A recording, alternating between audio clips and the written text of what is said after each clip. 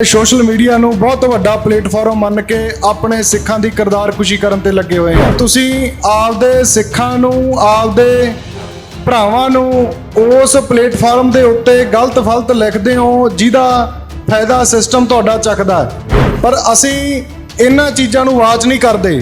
ਅਸੀਂ ਇਹ ਦੇਖਦੇ ਹਾਂ ਕਿ ਇੱਕ ਸਿਸਟਮ ਦਾ ਫਿੱਟ ਕੀਤਾ ਹੋਇਆ ਬੰਦਾ 30-40 ਸਾਲ ਪੁਲਿਸ ਦੀ ਨੌਕਰੀ ਕਰਦਾ ਹੈ ਤੇ ਸਿੱਖਾਂ ਦੇ ਹੱਕ 'ਚ ਇੱਕ ਹਾਂ ਦਾ ਨਾਰਾ ਮਾਰਦਾ ਹੈ। ਅਸੀਂ ਉਹ ਸੋਚ ਕੇ ਕਹਿ ਦਿੰਦੇ ਆ ਕਿ ਨਹੀਂ, ਇਹ ਹਮਦਰਦ ਆ, ਜਿਹੜੇ ਸੰਘਰਸ਼ ਕਰ ਰਹੇ ਆ, ਜਿਹੜੇ ਚੱਲ ਰਹੇ ਆ, ਉਹ ਝੂਠੇ ਆ, ਉਹ ਵਿਕ ਚੁੱਕੇ ਆ। ਨੌਜਵਾਨੀ ਆਪਣੇ ਆਪ ਦੇ ਵਿੱਚ ਆਗੂ ਦੇ ਵਜੋਂ ਵਿਚਰੇ, ਆਪਣੇ ਆਪ ਦੇ ਵਿੱਚ ਆਪ ਇਹ ਸਮਝੇ ਕਿ ਅਸੀਂ ਜੋ ਕਰ ਰਹੇ ਆ ਸਹੀ ਕਰ ਰਹੇ ਆ ਤੇ ਅਸੀਂ ਸਿੱਖ ਪੰਥ ਦੀ ਚੜ੍ਹਦੀ ਕਲਾ ਦੀ ਲਈ ਗੱਲ, ਤੇ ਦੂਸਰੀ ਗੱਲ ਅਸੀਂ ਆਪਣੇ ਨਿਸ਼ਾਨੇ ਤੇ ਕਾਇਮ ਖੜੇ ਆ। ਅੱਜ ਦੀ ਨੌਜਵਾਨੀ ਸੋਸ਼ਲ ਮੀਡੀਆ ਨੂੰ, ਫੇਸਬੁੱਕ ਨੂੰ ਬਹੁਤ ਵੱਡਾ ਆਧਾਰ ਮੰਨੀ ਬੈਠੀ ਆ। ਬਾਈ ਪਰਮਜੀਤ ਨੇ ਬਹੁਤ ਡੂੰਘੀਆਂ ਵਿਚਾਰਾਂ ਕੀਤੀਆਂ, ਸੋ ਉਸੇ ਗੱਲ ਨੂੰ ਮੈਂ ਅੱਗੇ ਤੋਰਦਾ ਕਹਿਣਾ ਕਿ ਅਸੀਂ ਫੇਸਬੁੱਕ ਨੂੰ ਜਾਂ ਸੋਸ਼ਲ ਮੀਡੀਆ ਨੂੰ ਬਹੁਤ ਵੱਡਾ ਪਲੇਟਫਾਰਮ ਮੰਨ ਕੇ ਆਪਣੇ ਸਿੱਖਾਂ ਦੀ ਕਿਰਦਾਰਕੁਸ਼ੀ ਕਰਨ ਤੇ ਲੱਗੇ ਹੋਏ ਆ, ਜੋ ਇਸ ਸਿਸਟਮ ਦੇ ਸਿੱਧਾ ਹੱਕ 'ਚ ਭੁਗਤਦੇ ਆ। ਕਿਉਂਕਿ ਤੁਸੀਂ ਆਪਦੇ ਸਿੱਖਾਂ ਨੂੰ, ਆਪਦੇ ਭਰਾਵਾਂ ਨੂੰ ਉਸ ਪਲੇਟਫਾਰਮ ਦੇ ਉੱਤੇ ਗਲਤ ਫਲਤ ਲਿਖਦੇ ਹੋ ਜਿਹਦਾ ਫਾਇਦਾ ਸਿਸਟਮ ਤੁਹਾਡਾ ਚੱਕਦਾ ਹੈ। ਸਾਡੇ ਨਾਲ ਇਹੀ ਹੋਇਆ। ਭਾਈ ਅਵਤਾਰ ਸਿੰਘ ਖੰਡਾ 15 ਜੂਨ ਨੂੰ ਸ਼ਹੀਦੀ ਪ੍ਰਾਪਤ ਕਰਦੇ ਨੇ। ਉਹਨਾਂ ਨੂੰ ਇੱਥੋਂ ਦੀ ਹਕੂਮਤ ਵੱਲੋਂ ਇੰਗਲੈਂਡ ਦੇ ਵਿੱਚ ਕਤਲ ਕਰ ਦਿੱਤਾ ਜਾਂਦਾ ਹੈ।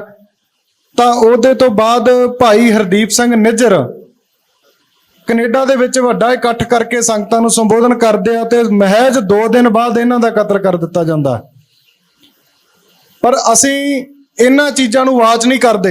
ਅਸੀਂ ਇਹ ਦੇਖਦੇ ਹਾਂ ਕਿ ਇੱਕ ਸਿਸਟਮ ਦਾ ਫਿੱਟ ਕੀਤਾ ਹੋਇਆ ਬੰਦਾ 30-40 ਸਾਲ ਪੁਲਿਸ ਦੀ ਨੌਕਰੀ ਕਰਦਾ ਹੈ ਤੇ ਸਿੱਖਾਂ ਦੇ ਹੱਕ 'ਚ ਇੱਕ ਹਾਂ ਦਾ ਨਾਰਾ ਮਾਰਦਾ ਹੈ ਤੇ ਅਸੀਂ ਉਹਨੂੰ ਸਿਰ ਤੇ ਬਿਠਾ ਕੇ ਉਹਦੀ ਵਾਹਵਾ ਕਰਦੇ ਹਾਂ। ਤੇ ਜੇ ਕੋਈ ਸੱਜਣ ਉਹਦੇ ਖਿਲਾਫ ਗੱਲ ਕਹਿੰਦਾ ਹੈ, ਜਿਹਨੇ 40-45 ਸਾਲ ਕੁਰਸੀ ਦਾ ਨਿੱਘ ਮਾਣਿਆ ਹੋਵੇ, ਸਿਸਟਮ ਦਾ, ਸਟੇਟ ਦਾ ਨਿੱਘ ਮਾਣਿਆ ਹੋਵੇ ਤੇ ਤੁਹਾਡੇ ਹੱਕ 'ਚ ਚੱਲੂਗਾ, ਤੁਸੀਂ ਸੋਚ ਸਕਦੇ ਹੋ।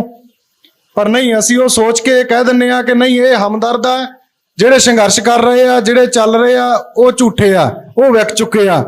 ਇੱਕ ਸ਼ਰੇਆਮ ਸਰਕਾਰ ਦਾ ਭੇਜਿਆ ਹੋਇਆ ਬੰਦਾ ਤੁਹਾਡੇ 'ਚ ਬਹਿ ਕੇ ਤੁਹਾਡੀ ਗੱਲ ਕਰਦਾ ਹੈ, ਇੱਕ ਤੁਹਾਡੇ ਪੱਖ ਦੀ ਗੱਲ ਕਰਦਾ ਹੈ ਤੇ 9 ਤੁਹਾਡੇ ਵਿਰੋਧ ਦੀਆਂ ਗੱਲਾਂ ਕਰਦਾ ਹੈ। ਪਰ ਅਸੀਂ ਉਹ 9 ਵਿਰੋਧ ਵਾਲੀਆਂ ਗੱਲਾਂ ਨੂੰ ਇਗਨੋਰ ਕਰਕੇ ਅਸੀਂ ਇੱਕ ਪੱਖ ਵਾਲੀ ਗੱਲ ਨੂੰ ਇੰਨਾ ਕੁੱਤੇ ਲੈ ਜਾਂਦੇ ਆ ਕਿ ਜਿੱਥੇ 40-40 ਸਾਲ ਦਾ ਤਜਰਬਾ, 30-30 ਸਾਲ ਦੀਆਂ ਜੇਲ੍ਹਾਂ, ਉਹ ਵੀ ਨਿੱਕੀਆਂ ਰਹਿ ਜਾਂਦੀਆਂ ਉਸ ਬੰਦੇ ਦੀਆਂ ਗੱਲਾਂ ਦੇ ਮੁਕਾਬਲੇ। ਸੋ ਅਸੀਂ ਅੱਗੇ ਵੀ ਇਹੀ ਗੱਲ ਕਹਿੰਦੇ ਆ, ਨੌਜਵਾਨੀ ਆਪਣੇ ਆਪ ਦੇ ਵਿੱਚ ਆਗੂ ਦੇ ਵਜੋਂ ਵਿਚਰੇ, ਆਪਣੇ ਆਪ ਦੇ ਵਿੱਚ ਆਪ ਇਹ ਸਮਝੇ ਕਿ ਅਸੀਂ ਜੋ ਕਰ ਰਹੇ ਆ ਸਹੀ ਕਰ ਰਹੇ ਆ ਤੇ ਅਸੀਂ ਸਿੱਖ ਪੰਥ ਦੀ ਚੜ੍ਹਦੀ ਕਲਾ ਦੀ ਲਈ ਗੱਲ, ਤੇ ਦੂਸਰੀ ਗੱਲ ਅਸੀਂ ਆਪਣੇ ਨਿਸ਼ਾਨੇ ਤੇ ਕਾਇਮ ਖੜੇ ਆ। ਕੋਈ ਇੱਕ ਵਿਅਕਤੀ ਦੇ ਆਉਣ ਦੇ ਨਾਲ ਮੂਵਮੈਂਟ ਉੱਪਰ ਨਹੀਂ ਜਾਂਦੀ ਤੇ ਇੱਕ ਦੇ ਜਾਣ ਦੇ ਨਾਲ ਮੂਵਮੈਂਟ ਥੱਲੇ ਨਹੀਂ ਜਾਂਦੀ। ਸੰਘਰਸ਼ ਚੱਲਦੇ ਰਹਿੰਦੇ ਆ।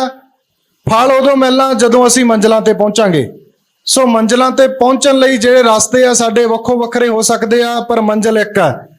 ਆਪਾਂ ਸਾਰੇ ਰਲ ਕੇ ਉਸ ਮੰਜ਼ਿਲ ਵੱਲ ਵਧੀਏ। ਆਪਣਿਆਂ ਦੀਆਂ ਲੱਤਾਂ ਖਿੱਚਣ ਦੀ ਬਜਾਏ ਅਸੀਂ ਆਪਣੀ ਮੰਜ਼ਿਲ, ਆਪਣੇ ਰਸਤੇ, ਆਪਣੀਆਂ ਲੀਕਾਂ ਵੱਡੀਆਂ ਕਰੀਏ।